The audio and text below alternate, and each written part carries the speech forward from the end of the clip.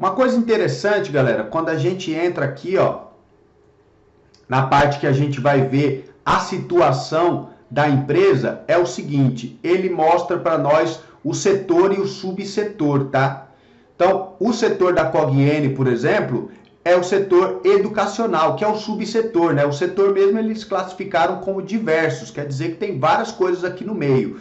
Aí uma coisa interessante aqui no site, galera, é que no início a gente fica meio perdido o que é cada coisa. Mas esse site aqui, ele é bom por quê? Porque ele tira a nossa dúvida, tá? E aí esclarece muito mais facilmente o que é cada coisa, ó. Quando a gente posiciona o mouse aqui, ó, no valor da empresa, por exemplo, ó, ele tem uma interrogação e essa interrogação abre uma janelinha que ele fala para nós o que é cada coisa, ó. No caso aqui, ó, valor de mercado, ele está dizendo para nós que o valor de mercado da empresa calculado, multiplicando o preço da ação pelo número total de ações disponibilizadas no mercado. Então, nesse caso aqui, galera, eu nem sei a quantidade de ações, tá aqui, ó, a quantidade de ações, ó. 1.876.610 ações, ó. Então, 1.876.610 vezes 6,37. Tá o valor da empresa aqui, ó. Então, esse valor, ele oscila, galera, conforme o valor da ação. A gente tá vendo aqui, no caso da Cogn, tá? E eu vou mostrar o gráfico para vocês daqui a pouco, é que a Cogn, ela veio lá da região dos 9,90, galera, e agora está sendo negociado a 6,37. Aqui, ó, o mercado faz esse cálculo, ele pega o número de ações pelo valor da cotação e traz esse resultado, ó. O que é o valor da firma? O valor da firma é calculado pela soma do valor de mercado da empresa pela sua dívida líquida. Então, o valor de mercado da empresa aqui, ó, mais a dívida líquida dela, que inclusive está aqui embaixo, ó, galera. Deixa eu arrastar um pouco para baixo para facilitar aqui, ó. Então, o que a gente tem? 11 milhões, 954, mais o valor da dívida líquida dela. Então, ela ainda tem de dívida líquida 8, então eu vou colocar aqui, ó, mais 8.998.310. Bateu 20.952.315. Esse é o valor da firma. Então, facilita para na hora que a gente quiser fazer as nossas contas, galera. Esse daqui, ó, essa informação foi do último balanço processado dela. O último balanço processado dela, que foi o balanço trimestral, saiu no dia 30 do mês 6. Uma coisa interessante com base no balanço trimestral é que a gente pode entrar lá no RI da Cogn 3, tá? E pegar o balanço dela, porque toda empresa que tem capital aberto na Bolsa de Valores é obrigado a ter um site de relações com o investidor. E lá eles informam trimestralmente, semestralmente, anualmente, todos os balanços da empresa. Então, a gente pega o balanço e olha lá para ver se aconteceu alguma coisa e se essa coisa não foi boa ou se foi muito boa para a empresa. E o último da Cogn, por exemplo, saiu no dia 30 do mês 6. Essas são as informações que me interessam a princípio, galera. A segunda informação que me interessa são essas aqui embaixo, ó. Os dados de balanço patrimonial. A questão que mais me deixa confortável para entrar numa ação é isso daqui, ó, balanço patrimonial líquido. Por que o balanço patrimonial líquido? A gente posiciona o mouse aí, ele já fala para nós, ó,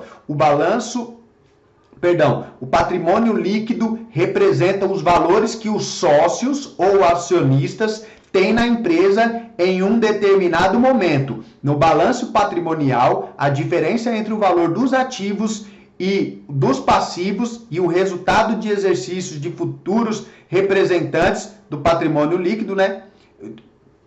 Dos futuros representa o patrimônio líquido, que é o valor contábil devido pela pessoa jurídica ou sócio. Sabe qual é a conta que mais me importa aqui, galera?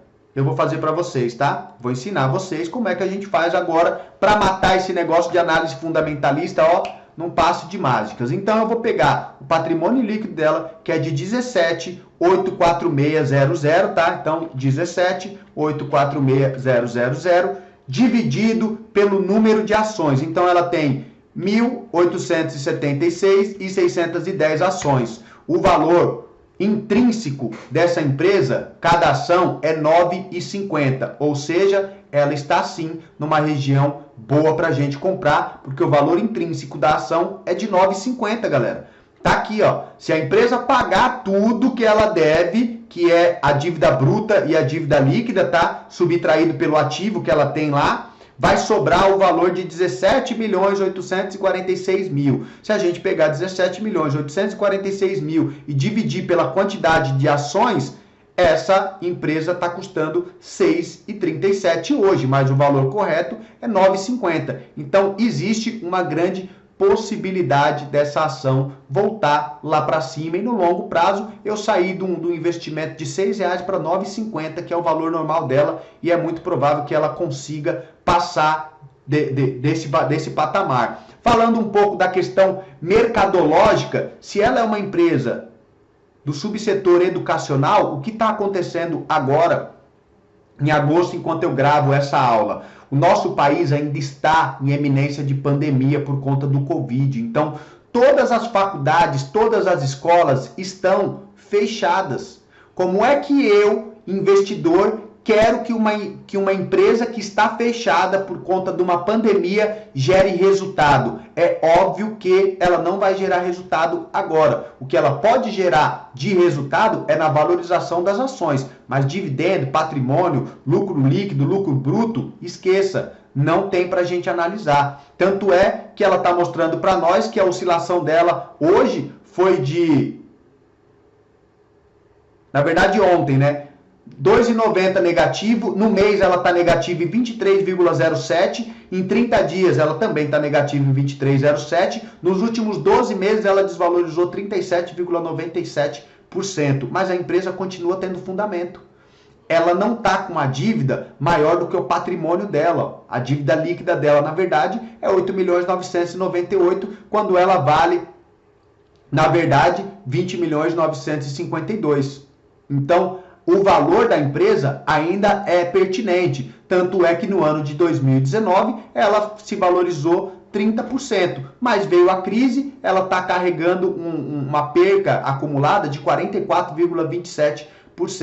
Esse é o tipo de empresa que eu arrisco o meu capital. Mas é óbvio, a gente não vai colocar 100% do capital, a gente coloca um percentual do nosso capital. Porque se eu perder nessa, provavelmente eu posso ganhar em outra para pagar o lucro que eu tenha nessa, para pagar o prejuízo que eu venha a ter nessa empresa. Aqui a gente vê a evolução da empresa. No ano de 2015, como eu falei, a gente olha os 5 últimos anos, tá? No ano de 2015, ele teve uma perca de 34%. Então vamos analisar que eu entrei nessa ação no ano de 2015. Então já comecei o ano com 34,70 negativo. Depois, qual foi a performance dela no ano de 2016? Ela fez aí um saldo positivo de 44,07, ó. Minha conta não tá pegando direito, né? Que massa. Então vamos lá para o negativo, menos 34,70. Agora o sinalzinho de mais, né? Para eu colocar 44,07, sinalzinho de mais, beleza, agora tá certo. Então, a gente já no ano de 2016 já recuperou a perca que ela teve em 2015 e ficamos com um saldo positivo de 9,37 de crescimento. Em 2016, ela foi de 44 de crescimento para um crescimento seguido de 41,8. Então, mais 41,81. Chegamos a 51,18. Depois ela voltou novamente no ano de 2018, foi péssima, tá? E teve um prejuízo de 50%, então menos 50,09. Voltamos de novo para um rendimento de apenas 1%. O buy and holder está nesse caso, ele está investido, ele está com o investimento dele desde 2015 e no final de 2018 ele estava rendendo aí em 3 anos Na verdade, chega a 4 anos, porque foi o ano de 2015 inteiro, o de 2016, 2017, a gente já está no final de 2018. Em 4 anos ele teve um rendimento de apenas 1%.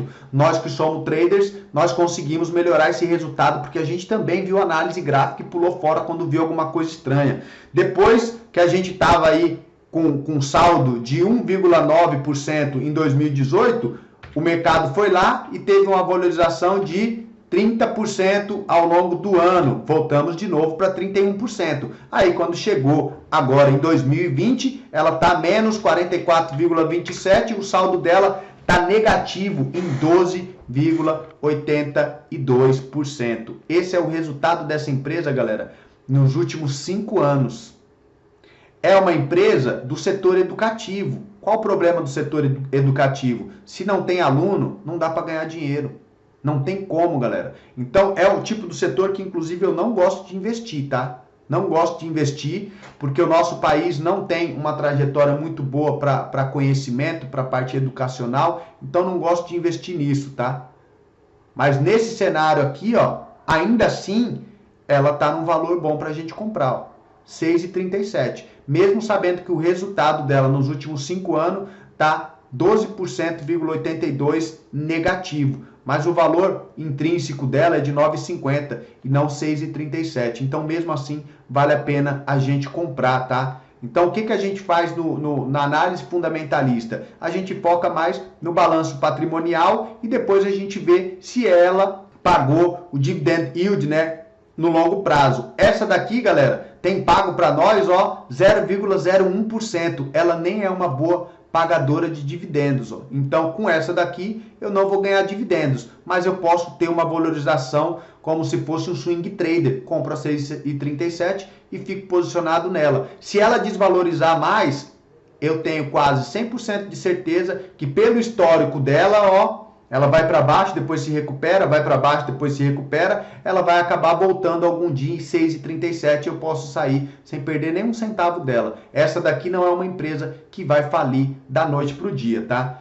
Eu vou pausar essa aula, vou fazer a outra aula e a outra aula a gente vai inclusive pegar essa daqui como análise, tá? Ela, e a gente vai ver quais são as outras oportunidades que a gente pode ter aqui, ó, dentro do subsetor. Sabe por que dentro do subsetor? Porque aqui dentro, ó, moram outras várias ações que são dependentes dessa empresa ou prestadoras de serviço dessa empresa ou setor prestador de serviço para esse setor educacional. Então, a gente vai se ver numa próxima aula, tá? E vocês vão poder ver como é que a gente escolhe e encontra novas ações, porque existem mais de 300 ações no mercado financeiro e, ao contrário do que todo mundo fala, não é só Banco do Brasil, Itaú, Petrobras, Vale, Magazine Luizas, Lojas Renner, Via Varejo. Não, galera. Tem muita coisa boa no mercado para a gente fazer dinheiro, para a gente performar o nosso capital de uma forma mais consistente do que ficar só pegando o call de corretora, tá? A gente tem que começar a minerar as ações para descobrir os papéis bons que a gente pode fazer, que é a mesma coisa que as empresas de research fazem quando elas mandam indicações para a gente. Então, eu vou ficando por aqui nessa primeira parte e a gente volta daqui a pouco para destrinchar o site de fundamentos e ir mais a fundo para a gente olhar mais coisas. Então, qual que é a primeira premissa de um bom fundamento de uma empresa? É olhar a performance dela nos últimos 5 anos. Geralmente a performance tem que estar positiva, tá? Bater o olho no dividend yield, que é para ver se ela paga bons dividendos. Depois a gente olha o patrimônio líquido da empresa e a gente divide o patrimônio líquido pela quantidade de ações e vê se o valor condiz com o preço da cotação. Se a cotação estiver muito abaixo, vale a pena a gente comprar, porque a maior probabilidade é que a empresa volte lá no topo, que é o valor de mercado dela real, tá? E a gente consegue ganhar um trocadinho nessa brincadeira. Então, vou ficando por aqui, a gente se vê numa próxima aula.